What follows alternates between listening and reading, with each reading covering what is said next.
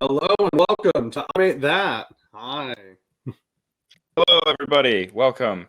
Yes, episode 4, Automate That, the ActiveCampaign Automation Recipe Show. If you are joining us again, welcome back to the show. If you're joining us for the first time, welcome to the show. My name is Ernie. I'm Cody. We are your hosts. We are lacking the toques today in favor of some baseball hats, but that is just the situation we're dealing with. We do have a quick poll for you today before we jump into it. Cody, I don't know if you've got something there in your hand, but if you do, feel free to drop it. All right. Boom. Let me share now. We are curious about where everyone is calling in from today. Always love to see that we've got an international audience, which is super cool. What a time to be alive, right? Awesome. So let's jump into it here. By the end of this episode, you're going to be able to answer these questions here, right? Who are your most engaged contacts? How should you communicate with each contact? And who should stay on your list and who shouldn't? Cody, do you have a second poll by chance? Oh, Ernie, I do. Awesome. So if everyone could take a second here and just throw some answers onto this poll. How do you treat unengaged contacts? There is no right answer here to this question. We're just, kind of looking to see what everyone's strategy is there. So it looks like we got some answers coming in. Yeah, that's some really, what I love is I'm seeing a great variety, which is going to be something we touch on today, is different tactics depending on the contact's activity, basically, Yeah, and absolutely, and that's going to pertain to your business, the size of your list, the content that you send out, your offerings, all those things.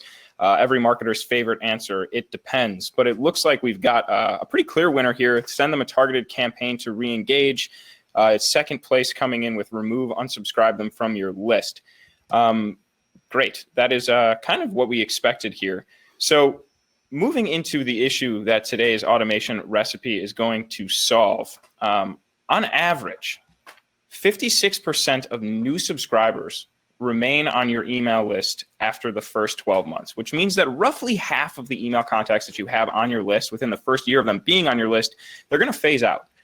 So it differs from company to company. The top 10% of companies have approximately 84% retention rate, and then the bottom 10 have only 26% retention rate year over year. So basically what that means is that the majority of your email contacts at any one time are going to become unengaged at some point, and they might end up phasing out of your list. What's more is that 22.5% of email addresses expire every year. So, add that to the normal turnover rate. This is kind of bad news for your email deliverability, because if you're sending to unengaged contacts or absent inboxes, that's a whole bunch of data that inbox service providers are going to take and use, not necessarily against you, but they might deprioritize you as a sender. They might route more of your emails to spam inboxes or promotions tabs. And all of that is just going to, add up to a not great experience there for your email deliverability. So, your email inbox placement suffers. And some of those email addresses that might have been phased out could have been reclaimed as spam traps, which if you send to them, that could land you on an email block list, which is not what you want. Well, of course, Ernie, something else that we're mentioning here that I want to highlight is it's not just the deliverability to those contacts who aren't engaging. It hurts your deliverability to every contact. Right. Yes, absolutely. Yeah, too many businesses are sending too many emails to too many contacts who just aren't opening them. The issue is that, businesses simply don't know who their most interested or most engaged contacts are. And instead of finding out, they create this cycle of sending emails to a largely unengaged audience, further hampering their deliverability in the process. Yeah, it's just crazy because tracking engagement is a key metric to accurately predicting various things for your business, such as total sales, the success of a marketing campaign, how seasonality affected your business, expected churn, brand awareness, and more. So what's the solution? You want to know who is engaged and who isn't. You want to know who's excited to hear from you, who's hit or miss, and who hasn't opened an email lately. You want to know simply when was the last time someone engaged. The best part we're going to show you today, you can automate that. With this week's automation recipe of the week, Hit it, Ernie. Are you ready? Let's go to the Active Campaign recipe of the week. Another Active Campaign recipe of the week. So grab your accounts and your strong use case, and let's head down to the marketplace. Another Active Campaign recipe of the week.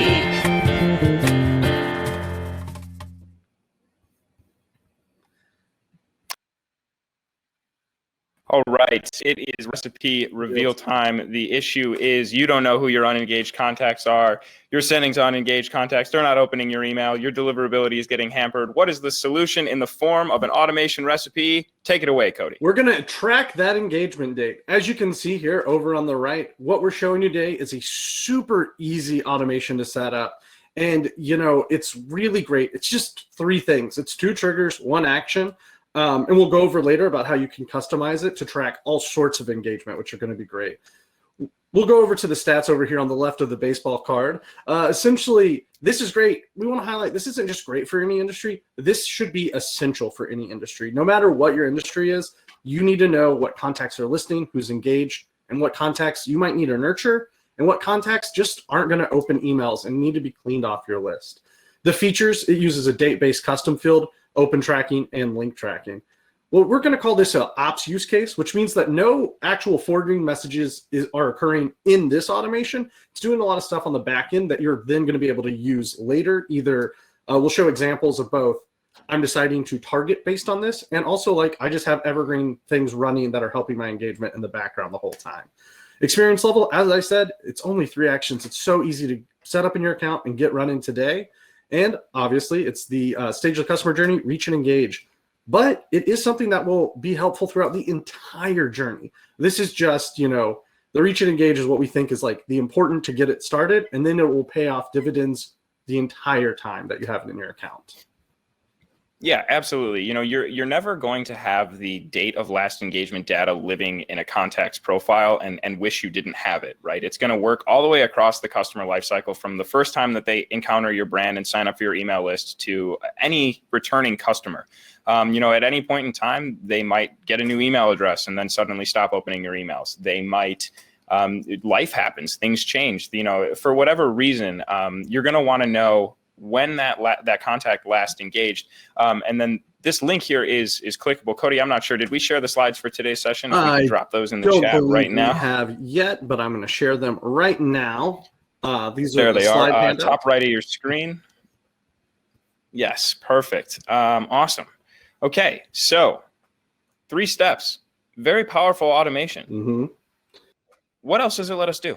Ernie, I'm glad you asked. So first and foremost, this lets us know which contacts are opening your emails and which might be on their way out, which, you know, it's a pretty general sentence, but it truly has to be because of what that means. You know, we actually have a lot of recipes that specifically target highly engaged audiences for things like customer feedback, inviting to beta programs, doing things like that. And then we also have a lot of recipes on the back end for people that are not engaging with you as well, which are going to be obviously, you know, you're like re-engagement automatically after, for instance, on our 3rd point here, getting a little ahead of myself, but automate workflows based on benchmarks such as hasn't engaged in 3 months.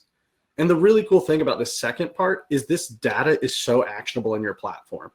I used to be on support here and people would reach out and say, I want to be able to run a report on the last time someone opened something or anyone who's opened my email in the last 2 months. And what's so important about this automation, it's very powerful, but it will not work retroactively. There's no way to grab that data unless you're scraping it from the beginning.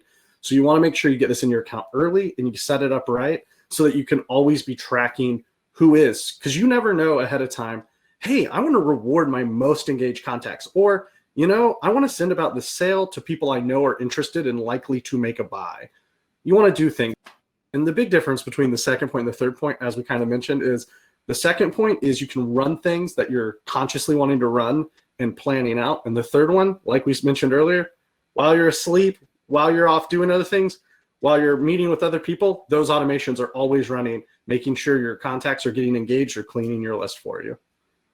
Yeah, absolutely. This automation just gathers a piece of data that, you know, it's always going to be better to have it than not to have it. If you're curious about when the last time somebody engaged with your content is, you'll be able to know that right away. As Cody said, this is one of the things that our support team gets asked about the most in terms of how do I get this into my account, and then how do I have this information from before I had it into my account.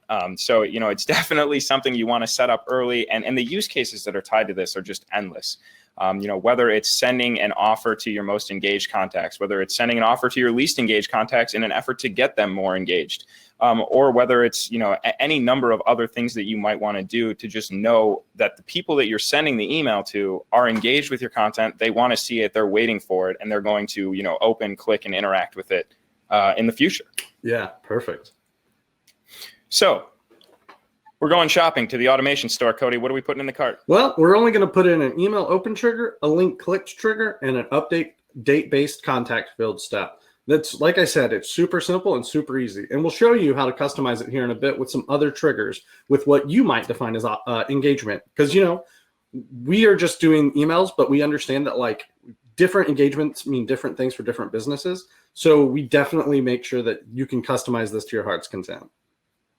Absolutely. And one thing I want to point out here on this slide is that, when we think about ActiveCampaign or we think about automation, oftentimes we're thinking about sending messages to contacts. But as you can see here with this automation, some of the more powerful automations that you have are just going to be running on the back end and gathering data for you as opposed to actually sending out those messages. So, if you're thinking about automation as only a way to communicate with people, you can certainly do that. But some of these automations that are working on the back end, organizing information, gathering information, making it more accessible for you, some of those are going to be the most powerful for you, moving forward. Okay, mise en place. Before we get this thing set up, what do we got to do? Well, if we want to measure twice, cut once, then what we're going to do is the very first thing that you're doing in platform is you're going to build a date-based custom field for last engaged date or whatever you'd like to call it. That's up to you. But we're going to want to build that before so that when it asks you to choose that custom field, you have it already built and you can just pull it right up. And you're going to set that to current time, as we'll point out here in a second too. And then this one happens a little bit in the platform, but a little bit strategy outside of the platform. Really think about and determine what you constitute as engagement, because we've seen so many things: purchases, specific page visits, interacting with other integrations, all can mean different things. Just because someone has an open email for you, let's say you're using the deal CRM, but they've been on the phone with a deal owner finishing tasks the whole week, you don't want to accidentally reach out to them if they're ahead of your system and just not opening marketing emails from you and be like, hey, you haven't engaged, because they have been engaging. So you really want to think about what that looks like for you and build those as other triggers. And we wanted to highlight two things you can do. So you can either put all of that in one automation to just call it all engaged, or you can have this imported in your account a couple ways with different engaged fields. So you can be like, when's the last time they opened email? But when was the last time they visited my site? We even have a last purchase date that is very powerful for our e-commerce integrations that allows you to think about, when's the last time someone made a purchase? So that, hey, if it's recent, I don't want to keep talking about this. If it's been a while, maybe we send them an offer, Yeah, absolutely. The possibilities with this one are really endless because the possibilities for what engagement means for your business are endless. And one thing I want to call out here on this second step, just that it's so important to outline the process before putting it into the software. That's one of the things that we advocate for here at ActiveCampaign. It's going to make your entire experience better if you have an actionable plan to build out before you get into the platform, just to make sure that all the T's are crossed and the I's are dotted. You've got everything outlined, set up. You know exactly what you want to do. It's just going to make your automations more powerful and make sure that you don't leave anything or have anything fall through the cracks. Yeah, so a very simple journey of the recipe this week. As we can see, as it starts out, we have the contact reads in an email, contact clicks a link in an email. Those are our example 2 actions that mean engagement. And then they're going to go down when they've done one of those actions to an update contact field for last engaged date, and we have it set to current time. So that means, today if someone opens and then they don't open for 2 months, it'll be updated to today, and then later on, I can look back on this date. So it's nice and dynamic. So it's not... we do also have a great tag-based system for if they're engaged, unengaged, and otherwise, but we really prefer this last engaged date so you can also run those searches as well. Yes, and as Cody mentioned here, feel free to add any of the additional triggers onto this automation, whether it is looking at a web page, purchasing a product, any of those things. And then even beyond the ActiveCampaign actions, if you're using integrations, if you have other tools that are gathering information for you, whether it's your e-commerce store or a plugin on the back end of your website or a landing page provider that you have, or any number of other things, there are hundreds of apps that integrate with ActiveCampaign. They all do their own thing. And if you're using any of those, feel free to customize this automation recipe so that it really reflects the process that you want it to. Yeah, and Ernie, we'll bring up a couple examples real quick. We've definitely addressed the sales e-commerce side of it, but let's say that you're a online learning platform and you can track how many times someone logs on. Same with, if you're in the software industry, again, tracking with that integration or that event that you build out and can code just let you know, oh, they're hopping onto my platform today. It could mean so much for so many different businesses.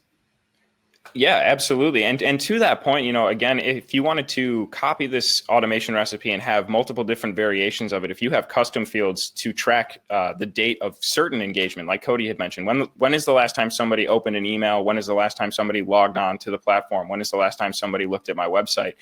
You could recreate this automation recipe and just tweak those fields a little bit to track all of that data and then map it to the specific custom field.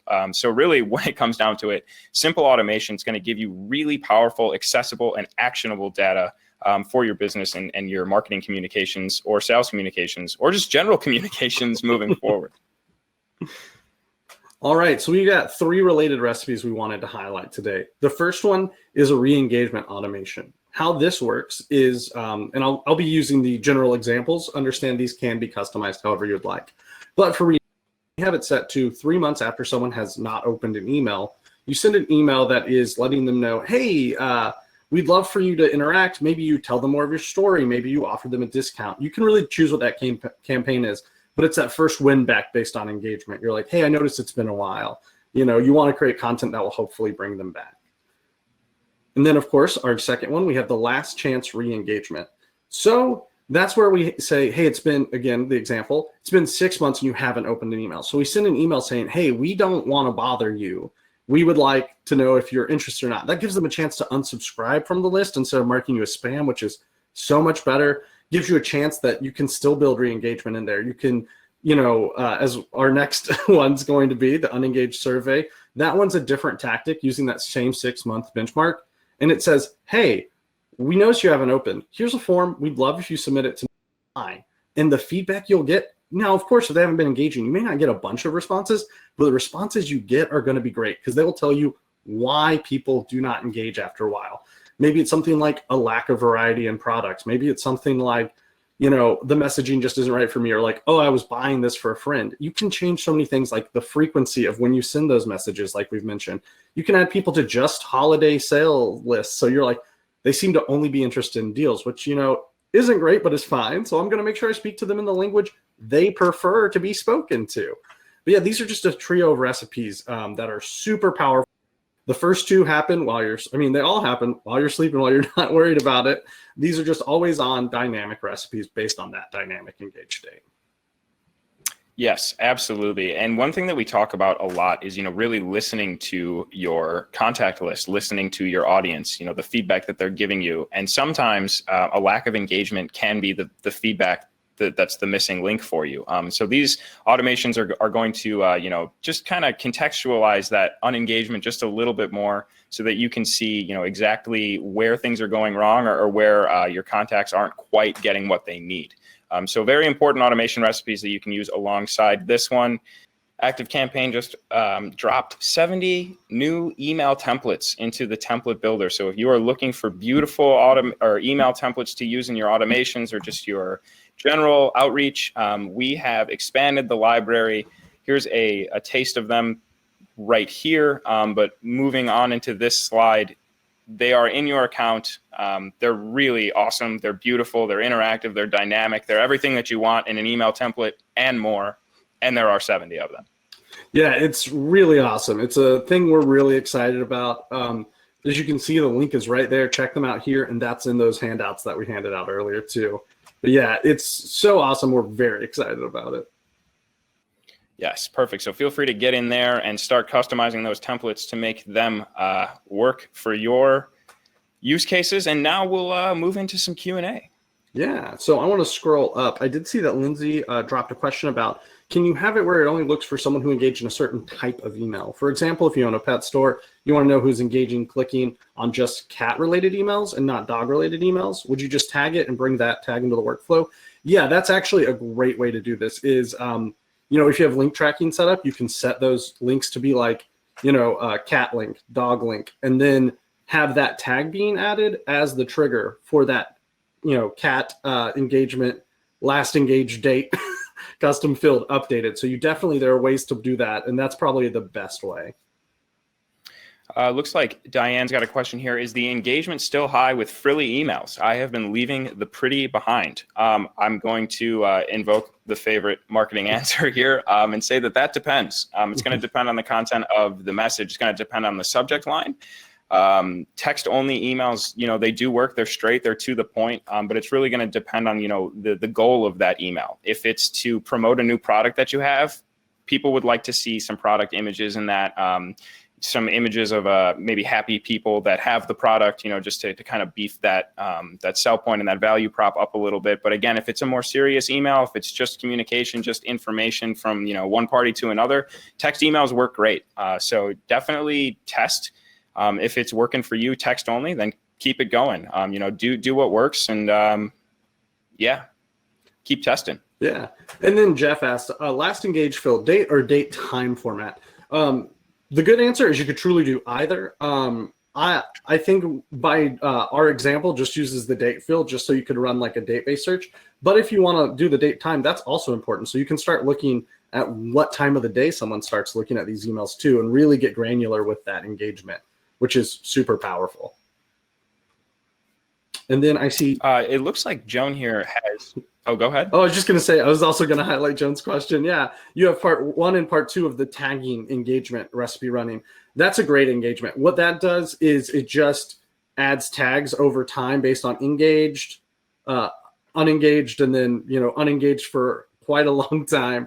And you can, if you want to just run that automation, and then you can still look at any time who's engaged, who's not. The advantage this custom field one gives you, and the reason that we talk about it today, is you're able to really pinpoint by date, run searches, be able to be really a lot more granular with that information. It doesn't hurt to have them both at all. So that way you can just be like, I just need to know at a glance who's unengaged. I can do a search for that tag. But if you want to be able to, run those reports, run that granularity based on the date, then that's why you would opt for this one. Yes, looks like Joe asks if ActiveCampaign has poll templates. Not quite by name. We do have forms that would allow you to, get a form in front of your audience and then ask, a particular amount of questions, and you can alter those questions or those form fields to include a drop down or a radio button. So they can function like a poll, but it would sort of just be a different way to use the ActiveCampaign forms. I do see the next question is date time retro? Do you have to capture? Can you still pinpoint date time? Depending on the type of field, neither is going to be retroactive. You can't run a search for when the last time someone did open it was, regardless of field type. Either, though, does work for this one. Moving forward, it will grab that information for you. Perfect. Tim, to be clear, this automation asks the audience member to update their email address. Not quite. What this does is tracks the engagement with the emails that you're sending to the email address that you currently have. Now, you could build an automation that would be linked to this. Once a contact's last engaged date exceeds a certain amount of time, you could send an email asking them to confirm their email address. And if they don't confirm it, you could remove them or add them to some sort of other automation that would kind of work to get a response. But this email automation in particular does not ask them to update or confirm their email address. And in fact, one thing I will highlight actually is, you probably have that if they have changed their email address and you have their old email address, they may not be looking, but there are so many great integrations. My brain just went, I would probably send a Twilio after 3 months saying, hey, just checking, we see you haven't opened. If you've gotten a new email, we'd love to update it. It doesn't look like we have it. That could be a just small, another channel to contact them anyway, to be like, hey, just want to make sure we still have the right information. And then I see Diane asked, does last engaged include time? I see what you're saying. Last engaged is just the name of the field. You can choose either a date time field and name that last engaged date or a date field and name it last engaged date, it actually doesn't create the field for you. You will need to create that before importing the automation. Tommy asks, Twilio, does that equal texting them? Yes, it would. You could also use the SMS feature within ActiveCampaign, but to that point, if you don't have their phone number, but you might have some other information about them, there are other integrations that you could use, whether that's with Facebook Messenger, social media, or something similar. But yeah, finding a way to confirm the email address to get a message in front of them in another channel that's not email, that information would be a great way, just to ensure if you suspect that their email is incorrect. Obviously, you don't want to keep sending emails to that email address. So yeah, any alternative channel that you can find or that you have information on would be a great way to do that. Yeah. Joan, I see for sales tracking, is there a way to get a start trigger from Thrivecart or other shopping carts? All of our CX app start trigger are already listed out there. But we always like to point out that there are, either integrations directly with different ones. I'm not sure about the Thrivecart, but also Zapier and other third-party connectors sometimes also have other connectors that will help and can add a tag that you can use and use all sorts of stuff. So I'm not 100% sure about that, but there are ways to set up them. If they're already native, they're in the account. And if they're not, there are 1,000,001 ways to set up different integrations as well. Yeah. And then, sorry, Ernie.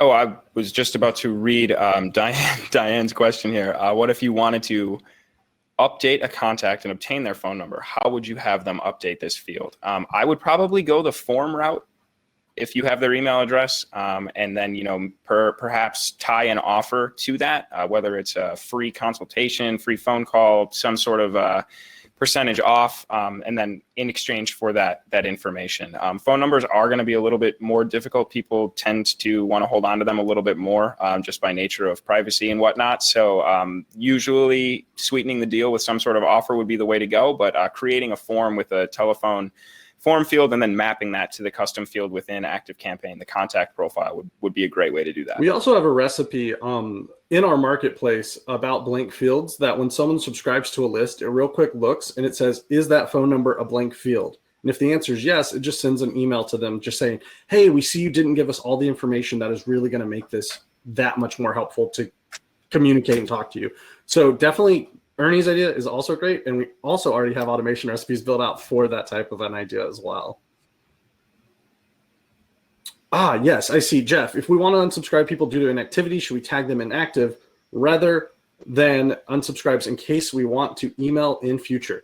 Yes, I mean, that's absolutely fine as well. You can, hold on one second. Yes, you can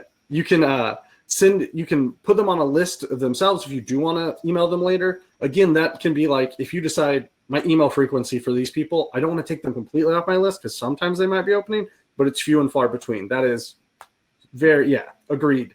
You can do that. Here is Tim's question. Is there an automation that pulls an updated email address from an audience member's LinkedIn profile? Cody might know more about this, not to my knowledge. I do know that on the ActiveCampaign Enterprise plan, we have some contact enrichment data that's available by pulling demographic information from a contact social profiles. But as far as the email address, I don't think that's possible. Cody, is that? It is not. Correct. We don't have a way to. There might be another integration that works with this, so I don't want to say it's impossible to do. But natively, you can't grab that data from a different source and pull it in. What's the best way to get bounces off the list? I was going to throw it to you, Ernie. I would just say, if they're going to bounce, if it's a soft bounce, that could be for a reason that is other than having an incorrect email address. So it might be worth sending another email to them asking for confirmation, or just searching for engagement. But if it's a hard bounce, I would definitely just get them off your list as soon as you can, because it's going to do a number on your email deliverability. And then there's always the chance that that email address has been reclaimed by a block list and is functioning as a spam trap, which is even worse news for you. So I would just go through and look at the campaign reports, look at the bounces, see who's bouncing, and just make a judgment call from there. Yeah, and Joan, another way to do that is like one of the reasons why in the welcome series we do track engagement specifically for that automation. So if you want to track early on, that's a great way. not just overall engagement, but catch it really early on. Is someone not opening any email? Is it a bounce? Things that you can then follow up and look at. Oh, not a problem. Great. This is a great question here. Do you guys just delete people that have unsubscribed without getting emotional? Yes. It's tough, right? Loss aversion is a real thing. You want to see that number go up. You don't want to see it go down. You don't want to hear that somebody is, maybe not enjoying your content anymore, or maybe the situation just isn't right for them. But it's really going to work to your benefit if they have indicated that they don't want to hear from you anymore. Grant them their wish, remove them. It's going to free up more room for more engaged contacts, and it's going to improve your email deliverability because you're going to be sending to more contacts that actually want to hear from you and aren't just going to let your email sit in the inbox for eternity. Yeah, you might lose someone today, but that growth over time is going to be so much better. Absolutely. All right. Well, thank you all again for your time and for the questions. I think that's going to do it for us. Again, feel free to download those slides. Check back to the Automate That page for past episode recaps and if you wanted to just rewatch. But I think that's going to do it for us. Again, from wherever you are calling in the world, we appreciate you. I'm Ernie. I'm Cody, excuse me. And that's that. Automated. Have a great day, guys.